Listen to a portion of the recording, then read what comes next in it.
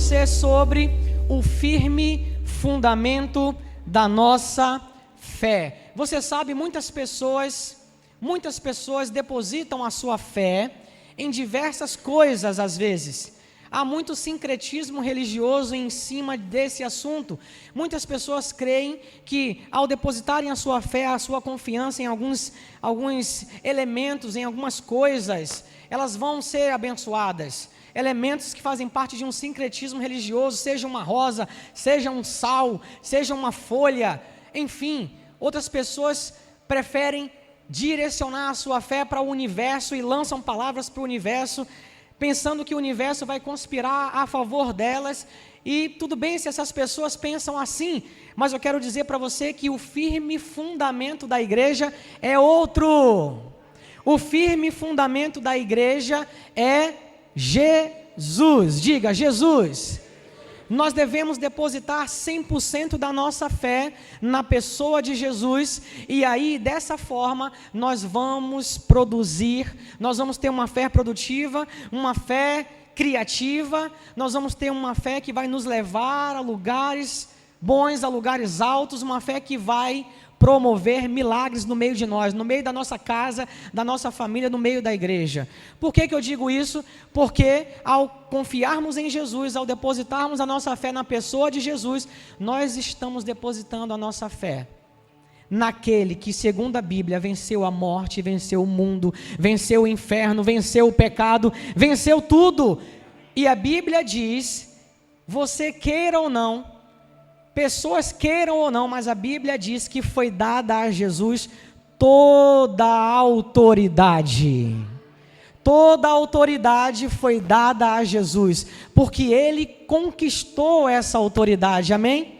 E hoje eu quero falar com você sobre isso. A nossa fé está fundamentada nessa rocha que é Jesus. Diga, eu estou em Jesus.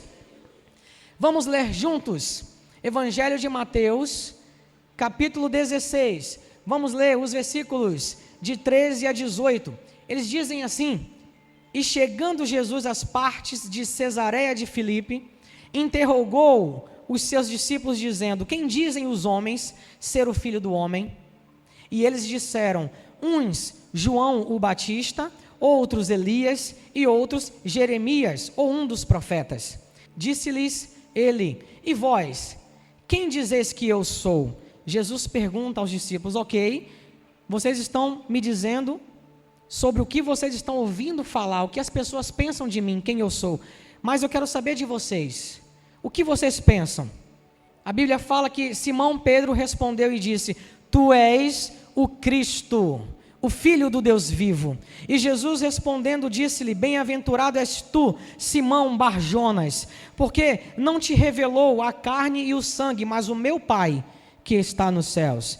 Pois também eu te digo que tu és Pedro, e sobre esta pedra edificarei a minha igreja, e as portas do inferno não prevalecerão contra ela.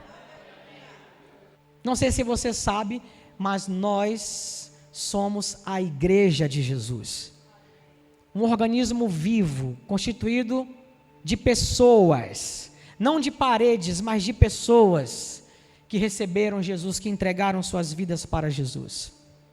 Jesus disse que as portas do inferno não poderão prevalecer contra essa igreja de Jesus. E eu quero que você esteja firmado nessa verdade hoje. Eu quero exaltar o nome de Jesus hoje através da palavra, para que você possa ser encorajado em fé, descansando em saber que nós estamos firmados em uma rocha inabalável que é Jesus Cristo. Existem por parte de muitas pessoas, algumas dúvidas em relação a esse texto. Não sei se você já ouviu falar, mas muitas pessoas têm dúvidas, por exemplo, se Jesus estava se referindo a ele mesmo ou a Pedro. Porque Jesus disse, eu te digo, Pedro, que tu és Pedro, e sobre esta pedra edificarei a minha igreja.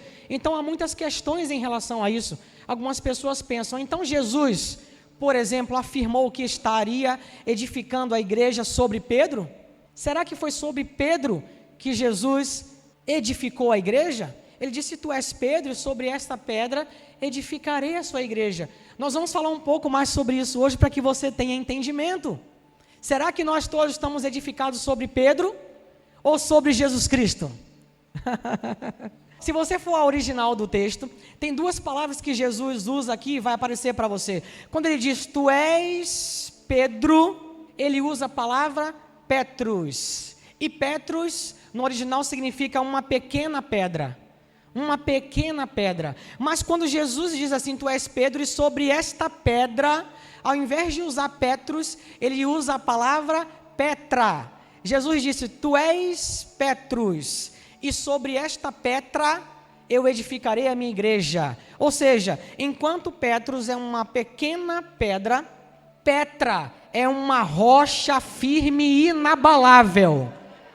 E que rocha firme e inabalável é essa? Fica claro quando você vai ao original, que o que Jesus estava falando é que ele edificaria a igreja dele sobre a afirmação que Pedro fez, tu és o Cristo, o Filho do Deus vivo. Ele disse claramente que iria edificar a sua igreja sobre ele mesmo. Nós somos uma igreja edificada, fundada por Jesus Cristo. E essa igreja está fundamentada, edificada sobre Ele mesmo. A rocha eterna, a pedra angular, Jesus Cristo. Nós não somos uma igreja, a igreja de Jesus não é edificada sobre Pedro ou sobre homem algum, mas sobre Ele mesmo, a rocha eterna, o Senhor Jesus Cristo. Somente ao observar os originais desse texto, para mim já seria suficiente para entender a diferença entre Petrus e Petra, que Jesus estava não se referindo a Pedro, mas se referindo à afirmação que ele teve, à revelação que ele teve, tu és o Cristo, o Filho do Deus vivo. Então Jesus disse, é sobre isso que eu vou edificar a minha igreja, ou seja, sobre mim mesmo. Para mim já bastava essa explicação, mas eu quero mostrar para você aqui, na Bíblia, diversas vezes na palavra de Deus, onde essa pedra especial, essa pedra de esquina, essa pedra angular, essa rocha eterna, ela é mencionada, para que a gente aprenda. Aqui já bastava para mim, mas eu quero continuar trazendo para vocês elementos, para que vocês tenham a sua fé fundamentada na pessoa de Jesus e mais ninguém. Amém, pessoal? Veja comigo o que diz Evangelho de Mateus, no capítulo 21, o versículo 42, diz assim, então Jesus perguntou, vocês nunca leram nas Escrituras, a pedra que os construtores rejeitaram, essa veio a ser a pedra angular, isso procede do Senhor e é maravilhoso aos nossos olhos? Na hora que eu leio esse versículo, a pedra que os construtores rejeitaram, essa veio a ser a pedra angular. Quem tem Tico e Teco aí, ó, juntou Tico com Teco, já pegou a mensagem, opa, de quem está falando? Que pedra rejeitada é essa? Veja comigo o que diz Salmos 118, versículo 22. A pedra que os construtores rejeitaram, essa veio a ser a pedra angular. Pastor, fala logo, que pedra é essa que foi rejeitada? Se você for comigo ao Evangelho de João, no capítulo 1, você vai ler comigo dos versículos 10 a 14. Esses versículos dizem assim, o verbo estava no mundo, o mundo foi feito por meio dele, mas o mundo não o conheceu. Ele veio para o que era seu, e os seus não o receberam. Mas a todos quantos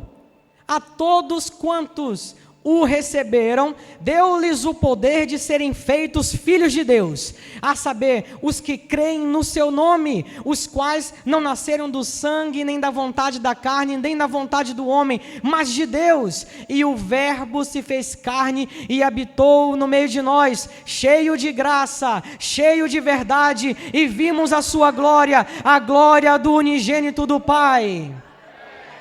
Quem é esta pedra? Que o texto diz que também é o verbo que habitou no meio de nós e foi rejeitado. E até hoje, por muitos, ainda é rejeitado. Não apenas por judeus, que até hoje esperam o seu Salvador, o seu Messias, Mas por muitas pessoas que ouvem ainda o evangelho e ainda rejeitam essa pedra. Mas essa pedra que foi rejeitada, ela foi eleita e escolhida por Deus. Eu já abracei ela. Eu sou apaixonado por ele. Quem é essa pedra? Quem é essa pedra? Quem é esse que foi rejeitado pelos seus e que se fez carne e habitou no meio de nós, cheio de graça e cheio de verdade? O nosso Rei, o nosso Senhor, o nosso amado, e o seu nome é Jesus. Jesus, Jesus, Jesus. Vamos para a primeira carta de Pedro, no capítulo 2, versículos 4 e 5. Esses versículos dizem assim: chegando-se a ele, a pedra que vive. Chegando-se a ele, a pedra que vive. Quem é ele? Rejeitada, sim, pelos homens, mas para com Deus eleita e preciosa. Também vocês, como pedras que vivem, são edificados casa espiritual para serem sacerdócio santo, a fim de oferecerem sacrifícios espirituais agradáveis a Deus por meio de Jesus Cristo. Essa pedra, essa Petra, essa rocha, na qual a nossa fé está firmada, está edificada, essa rocha é Jesus. E agora, para sacramentar, Atos 4, versículos de 11 a 12. Este Jesus, a pedra que vocês, os construtores, rejeitaram. Agora, um discurso que Pedro faz pregando Jesus, ele diz: este Jesus, ele é a pedra que vocês, os construtores, rejeitaram. Ele veio a ser a pedra angular, e não há salvação em nenhum outro, porque debaixo do céu não existe nenhum outro nome dado entre os homens, pelo qual importa que sejamos salvos. O nome dele é Jesus, só nele há salvação. A nossa fé está edificada sobre ele. Ele é essa Petra, ele é essa rocha eterna, é nele que nós estamos firmados, em Jesus. Jesus é a rocha sobre a qual nós, a igreja, estamos edificados. Ele é o fundamento, ele é o alicerce, é sobre ele que nós estamos apoiados. A igreja está apoiada sobre Jesus. Amém, gente? E não tem ninguém que possa pôr outro fundamento, além desse que já está posto, Jesus Cristo. Muitas pessoas tentam substituir esse fundamento por qualquer outra coisa. Isso não produz nada, isso não os leva a Deus. Mas nós estamos firmados sobre este firme fundamento, Jesus. Não há outro. Veja comigo, primeira carta aos Coríntios, no capítulo 3, versículo 11. Diz assim o texto bíblico: porque ninguém pode pôr outro fundamento, além do que já está posto, o qual é Jesus Cristo.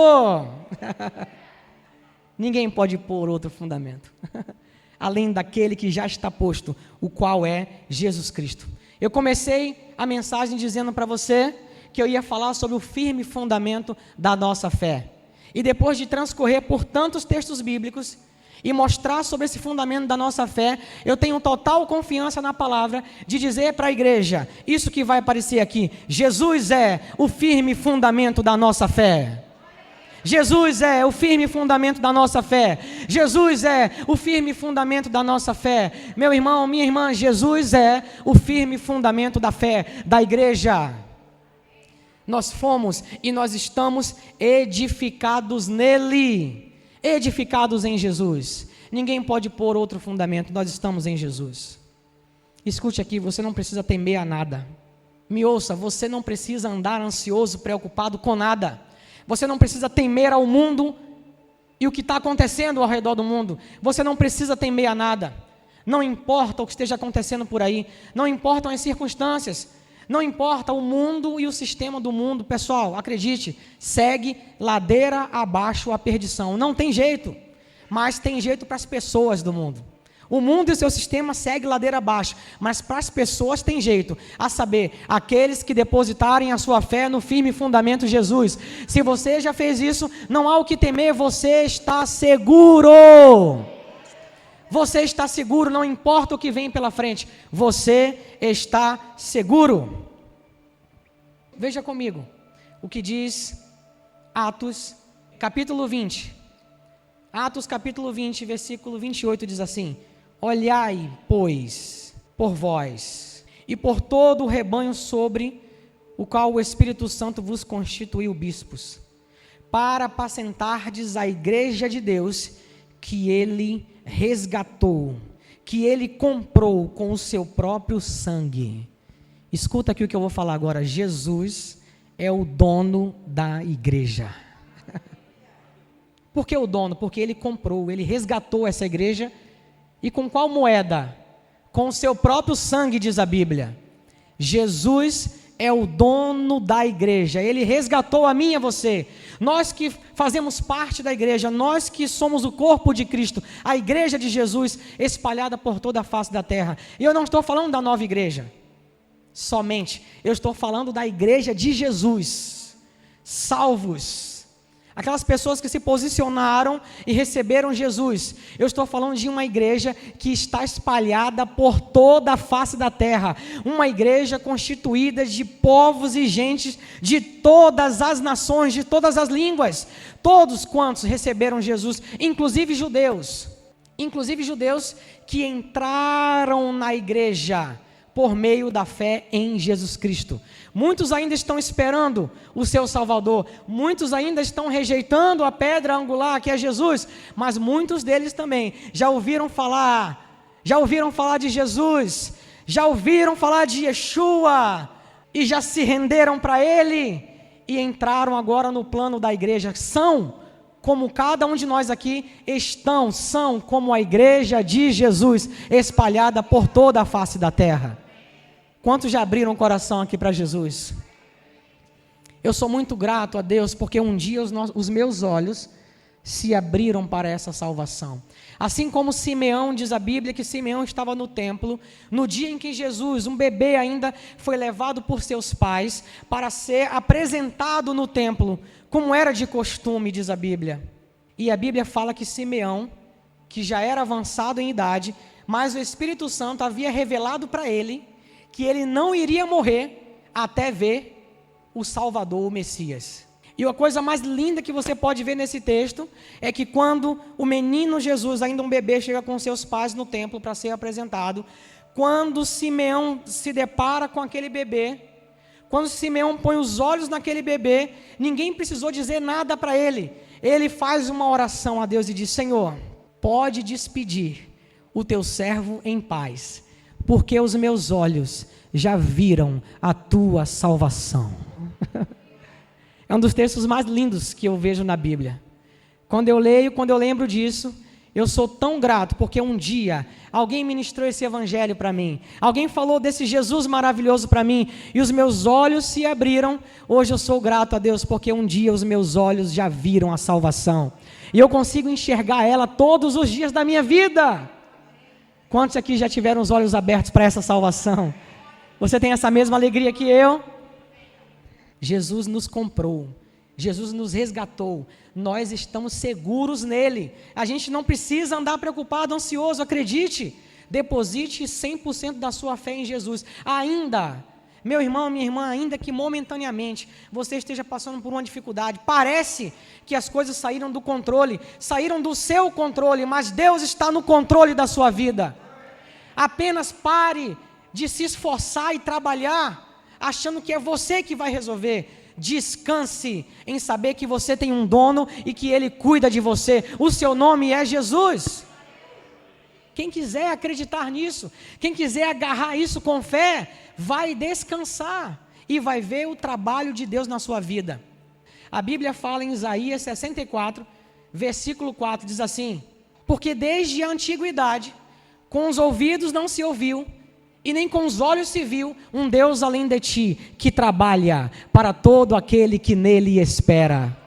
Você não precisa andar ansioso, preocupado, você tem um dono, você não está largado no mundo, você tem um dono que te comprou e que te resgatou, não com moedas, mas com seu próprio sangue. O nome dele é Jesus. Ele é suficientemente poderoso para cuidar de você, da sua casa, da sua família, dos seus negócios, de tudo que você tiver. Onde você estiver envolvido, se a sua fé está em Cristo Jesus, acredite, Ele está com você. Eis que estou convosco todos os dias. Todos os dias eu estou com vocês, todos os dias. Eu estou com você todos os dias. Eu estou com você todos os dias. Eu estou com você todos os dias. Eu estou com você todos os dias. Eu estou com você todos os dias. Você não está solto sozinho, você tem um dono. E o seu nome é Jesus, a pedra angular, a rocha eterna. O fundamento onde nós estamos firmados. O firme fundamento, Jesus. Não há o que temer. Veja o que diz. A carta aos Efésios, no capítulo 5, versículo 25, diz assim: vós, maridos, amai vossas mulheres, como também Cristo amou a igreja, e a si mesmo se entregou por ela. Esse mesmo Jesus que resgatou, que comprou essa igreja, esse mesmo Jesus ama essa igreja a ponto de se entregar por ela. E olhe a analogia que é feita aqui como no casamento. Olhe essa analogia como no casamento. Jesus comprou você. Você é propriedade exclusiva, peculiar de Deus. E Ele te amou ao ponto de se entregar por você. Vou abrir um parêntese aqui para dizer para você, jovem, que está pensando em casar. E hoje em dia, meu Deus do céu, antigamente o casamento, aí fora, a gente via, sabe, um descrédito nessa instituição. Mas hoje no meio da igreja a gente vê isso. E é triste, eu fico muito triste com isso. Pessoas que entram no casamento e saem da mesma forma que entra, saem, é uma loucura. Você jovem que está me ouvindo aí, quando eu leio aqui, vós maridos, amai vossas mulheres, como Cristo amou a igreja. Eu quero dizer para você, jovem, suba o sarrafo, não tenha pressa, não aceite qualquer um não. Acredite, Deus tem algo bom para você. Deus tem para você um casamento feliz, abençoado. Deus está separando para você uma pessoa que vai te amar, te proteger, cuidar de você, que vai abraçar você e vai te assumir e dizer, eu estou com você para o resto da vida. Que vai entender que amor não é um sentimento, mas amor é uma decisão. Eu decido amar você para o resto da vida. Nós vamos envelhecer juntos. Deus tem uma pessoa que vai, sabe, se comprometer com você, que vai ter dificuldades. Nós todos temos dificuldades, mas que no dia a dia vai ser encorajado a passar por todas as dificuldades junto com você. Deus tem para você uma pessoa que ama a família e o casamento. Pegue quem quiser aí, fechei o parêntese. Olha o que diz ainda em Efésios, no capítulo 5, versículo 23 agora. Porque o marido é o cabeça da mulher, como também Cristo é o cabeça da igreja, sendo Ele próprio o Salvador do corpo. Esse mesmo Jesus que comprou a sua igreja, que resgatou a sua igreja com seu próprio sangue, que amou a sua igreja a ponto de se entregar por ela, esse mesmo Jesus salvou a sua igreja. Diga assim, eu sou salvo em Cristo Jesus. Esse mesmo Jesus salvou a sua igreja, e isso não vem da gente, isso não depende do nosso mérito, porque se dependesse, ninguém seria salvo. Não depende das obras da lei, mas depende de uma única coisa, do sacrifício completo, da obra perfeita consumada em Jesus Cristo. A Bíblia diz que Deus fez de Jesus pecado, para que nele nós fôssemos feitos a justiça de Deus. Se você está em Cristo, você não é mais um pobre, miserável pecador, você é justo em Jesus. A Bíblia fala que Deus fez dele pecado para que nós fôssemos feitos a justiça de Deus. A Bíblia fala que Jesus se tornou maldição naquela cruz para que nele nós nos tornássemos uma bênção, pessoal. Esse mesmo Jesus se entregou naquela cruz, e a Bíblia fala que toda a ira de Deus em relação à justiça foi derramada sobre Jesus, sobre o seu próprio Filho. Deus condenou o pecado em Jesus, Deus derramou a ira em Jesus, Ele nos substituiu naquela cruz. Por isso que a Bíblia diz, pessoal, que quando Ele morreu na cruz, adivinha, nós morremos com Ele, diz a Bíblia. E quando Ele ressuscitou, diz a Bíblia, nós ressuscitamos com Ele, nós temos uma nova identidade. Por isso que a Bíblia diz, se você está em Cristo, você é uma nova criatura. As coisas velhas já se passaram e tudo se fez novo em Jesus. Tudo se fez novo em Jesus. Ele mesmo salvou essa igreja. Você se alegra com isso? Você se alegra em saber que a nossa fé está fundamentada sobre essa rocha? Pessoal, não é qualquer coisa. Nada menos do que Jesus Cristo, o Rei dos Reis, Senhor dos Senhores, a rocha eterna. A nossa fé está edificada nele. Nele nós não precisamos temer a nada. Diga, eu não preciso temer nada. Jesus está comigo. É isso aí. Acredite, acredite, você não está só. Você é filho do Rei dos Reis, Senhor dos Senhores. E Jesus não te deixa só, Ele está com você. Ele comprou você com o seu sangue. E diante de qualquer dificuldade, acredite, ninguém é maior do que o seu Pai. Ninguém é maior do que Jesus na sua vida, nada. Nem ninguém é maior do que Jesus na sua vida. Ele salvou essa igreja. Efésios 5 ainda, versículos 26 e 27. Esses versículos dizem assim, pessoal. Olha que coisa linda. Para a santificar, purificando-a com a lavagem da água pela palavra, para apresentar a si mesma a igreja gloriosa, sem mácula, sem ruga, nem coisa semelhante, mas santa e irrepreensível. Jesus, o firme fundamento, o dono da igreja, Ele também santifica a sua igreja pela palavra, diz a Bíblia, para a santificar e a purificar pela lavagem da palavra. Sabe o que nós estamos fazendo aqui? Nós estamos sendo lavados pela palavra, eu e você. Todas as vezes que nós vamos à palavra, nós aprendemos com a palavra, nós estamos sendo lavados pela palavra. Tem muita gente que diz assim, esse pessoal da graça que vive de qualquer forma, ei, escute aqui, isso não é graça. A graça poderosa de Jesus, ela nos constrange a sermos cada vez mais semelhantes ao nosso Rei Jesus, ao nosso Pai. Essa graça maravilhosa que nos alcançou, e ela é gratuita, a salvação é gratuita, você não tem trabalho com ela, Jesus fez o trabalho, mas Jesus nos amou tanto, pessoal. Jesus te ama tanto, que Ele não se conforma em ver você da mesma forma que andava. Ele nos resgatou do reino das trevas e nos transportou desse reino miserável para o reino do Filho do seu amor. Ele te ama tanto que Ele não se conforma em ver você vivendo uma vida aquém da vida que Ele planejou para você. A Bíblia fala que nós não somos salvos por obras, mas a Bíblia fala que nós somos salvos para as boas obras, as quais Deus preparou para que andássemos nelas. A graça de verdade nos transforma dia após dia num processo de mudança, de transformação, de amadurecimento pela lavagem amém, diz a Bíblia, santificando, purificando com a lavagem da água pela palavra.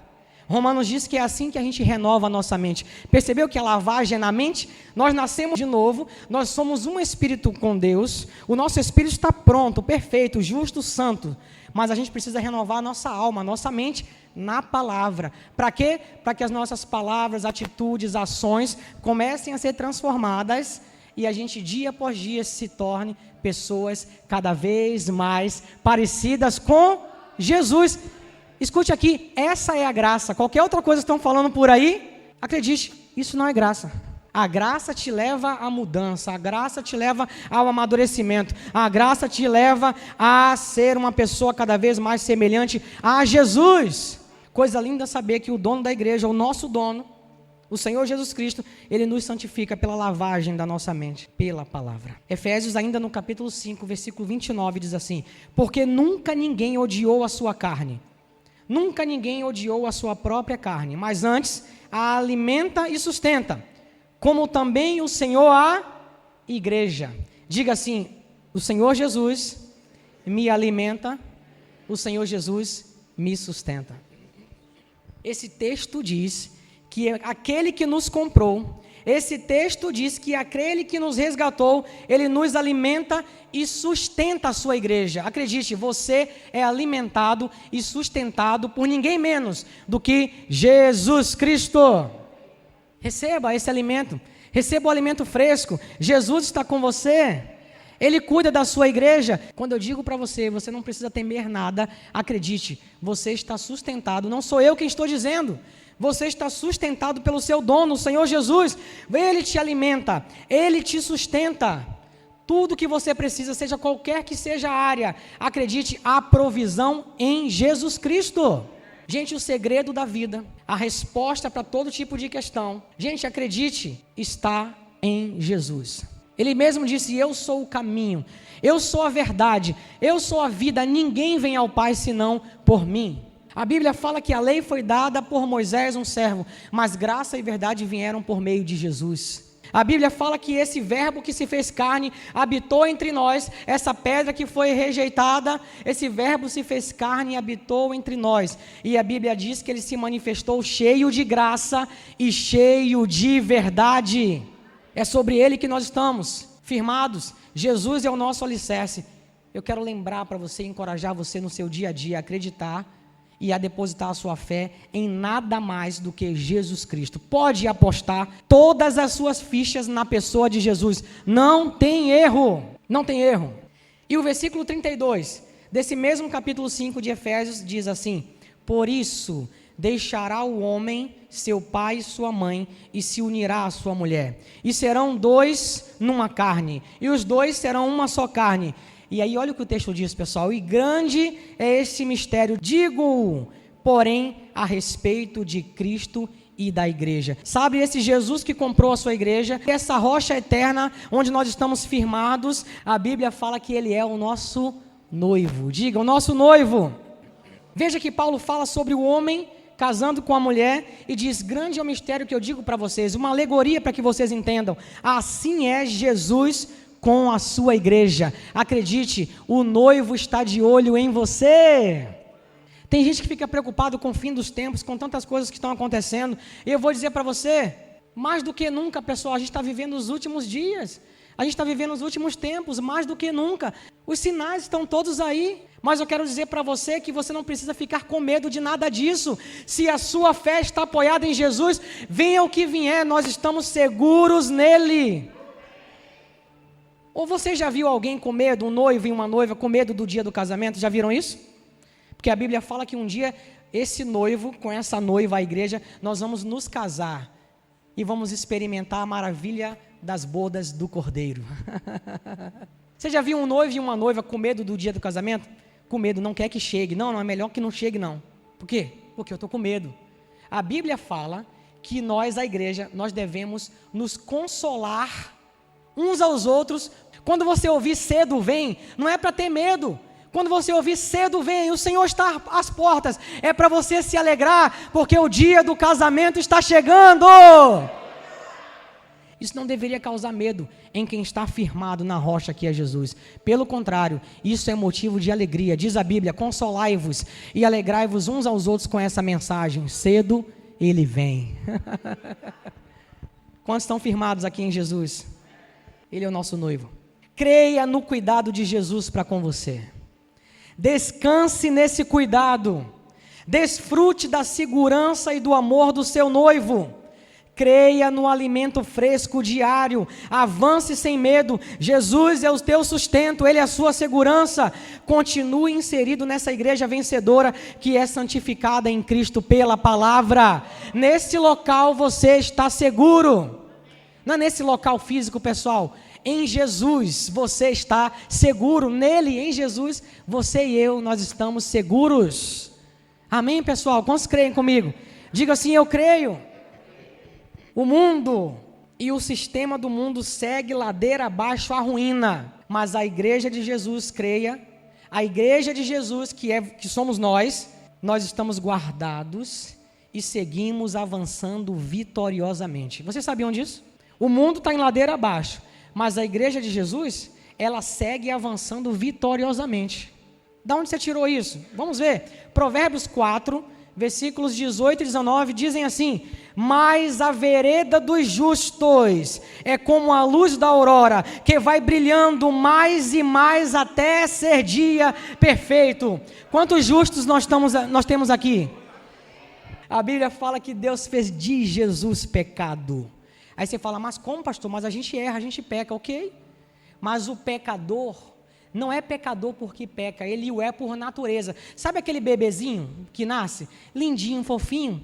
É pecador, porque já nasce com a natureza de Adão, é por natureza.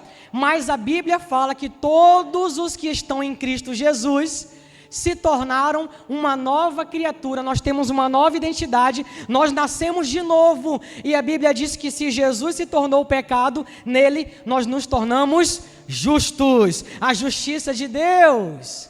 O pecador não é pecador porque peca, mas o é por natureza. Da mesma forma que o justo não é justo porque necessariamente faz atos de justiça, mas porque recebeu uma justiça que nos foi atribuída em Jesus, diz a Bíblia. A Bíblia diz o seguinte: quem intentará acusação contra os escolhidos de Deus? É Deus quem os justifica. É Deus quem os justifica. Meu irmão, acredite, um dia, no grande tribunal do universo, o grande juiz de todo o universo, o Deus Todo-Poderoso, Rei dos Reis, Senhor dos Senhores, ele olhou para o sacrifício de Jesus e ele depositou toda a ira dele em Jesus. Jesus se fez pecado, se fez maldição naquela cruz, nos substituindo. Nós morremos com ele, diz a Bíblia, e nós ressuscitamos com ele. E diante do sacrifício do seu filho Jesus, no grande tribunal do universo, o grande juiz, o nosso Pai, bateu o martelo diante do sacrifício de Jesus. Ele bateu o martelo ao nosso favor, dizendo: eles estão justificados. Eles estão justificados. Eles estão justificados. Esse justo que a Bíblia diz aqui, pessoal, ele vai brilhando. O mundo, acredite, o mundo é ladeira abaixo, mas o justo vai brilhando, brilhando, brilhando até ser dia perfeito. Agora, se você não acreditou ainda, veja o que diz a segunda carta aos Coríntios. No capítulo 2, versículo 14, olha o que esse versículo diz: mas graças a Deus, que sempre nos conduz vitoriosamente em Cristo, e por meio e por nosso intermédio exala em todo lugar a fragrância do seu conhecimento. Não tem a ver com você, não tem a ver com o seu trabalho, não tem a ver com o seu mérito, mas tem a ver com Jesus. Por isso o texto diz: sempre nos conduz vitoriosamente, detalhe importantíssimo, em Cristo. O mundo está ladeira abaixo, a perdição, mas a igreja de Jesus, constituída de gente, de povos de todas as nações, ela permanece, ela cresce, ela segue, ela está sendo conduzida pelo noivo Jesus e conduzida vitoriosamente, diz a palavra. Eu acredito nisso, você crê comigo? Se você crê, é isso que você vai viver. Você não precisa ficar com medo de nada, nada do que está acontecendo no mundo. Você não precisa ficar ansioso, preocupado com nada. Os dias são difíceis para o mundo, mas a igreja segue vitoriosamente em Jesus. Veja o que diz, pessoal, Efésios, no capítulo 1, a partir do versículo 16. Eu quero que você seja encorajado ao ouvir isso que eu vou dizer aqui para você. Eu quero liberar essa palavra sobre você para que você seja encorajado e entenda onde você está. Você sabe onde você está? A gente não parte para vencer, a gente parte da vitória de Jesus em Cristo. Por isso que eu comecei o dia dizendo: nós estamos firmados no firme fundamento, na rocha eterna, na Petra, que é Jesus. Efésios 1, a partir do 16, diz assim: não deixo de dar graças por vocês, mencionando-os em minhas orações. Peço que o Deus de nosso Senhor Jesus Cristo, o glorioso Pai, lhes dê espírito de sabedoria e de revelação no pleno conhecimento dele. Oro também para que os olhos do coração de vocês sejam iluminados, a fim de que vocês conheçam a esperança para a qual ele os chamou, e as riquezas da gloriosa herança dele nos santos, e a incomparável grandeza do seu poder para conosco, os que cremos, conforme a atuação da sua poderosa força, Este poder ele exerceu em Cristo, ressuscitando-o dos mortos e fazendo-o assentar-se à sua direita nas regiões celestiais. Agora leia comigo, muito acima, diga muito acima. Tem texto na tradução para o português que diz acima, sobre. Se você vai ao original, você vê que é uma exaltação à posição de Jesus. Muito acima de todo governo, autoridade, poder, domínio e todo nome que se possa mencionar, não apenas nessa era, mas também na era que há de vir. O nome de Jesus é maior que tudo e todos. Acredite, o nome de Jesus é maior do que a guerra, o nome de Jesus é maior do que a Covid, o nome de Jesus é maior do que as doenças, o nome de Jesus é maior do que a falência, o nome de Jesus é maior do que tudo, diz a Bíblia, que se possa mencionar. O que você pensar que dá para mencionar, coloque abaixo do nome de Jesus, porque Ele está muito acima, diz a Bíblia. Diga assim, Ele está assentado em lugares altos. E onde eu e você estamos, pessoal? Veja comigo, Efésios 2, a gente leu o capítulo 1, não foi? Agora veja o que diz o capítulo 2, versículos 4 a 6. Mas Deus, que é riquíssimo em misericórdia, pelo seu muito amor com que nos amou, e estando nós ainda mortos em nossas ofensas, nos vivificou juntamente com Cristo. Pela graça vocês são salvos. E nos ressuscitou juntamente com Ele, e nos fez assentar em lugares altos, em lugares celestiais, em Cristo Jesus. E nos fez assentar. Escute aqui, Jesus é maior, Ele continua assentado em lugares altos, você pode confiar nele, e tem mais, a Bíblia diz que nós estamos assentados com Ele, nós estamos assentados com Ele. Essa é a sua nova identidade, campeão. É assim que Deus te vê, campeão, é assim que Deus te vê, campeã. Ele está assentado em lugares altos, e nós estamos com Ele. A gente precisa temer alguma coisa, pessoal? Às vezes o medo vem, bate a porta, a gente é humano, mas a gente tem que se lembrar, peraí, alma, fica no teu lugar, medo, fica aí. Cara, o que eu tenho é muito maior. O que está em mim é muito maior é o que está em mim do que eu estar em qualquer outro lugar. Diga assim, Jesus é maior, Ele está comigo. Diga assim, a minha fé está firmada no poderoso Jesus, na rocha eterna. Aleluia.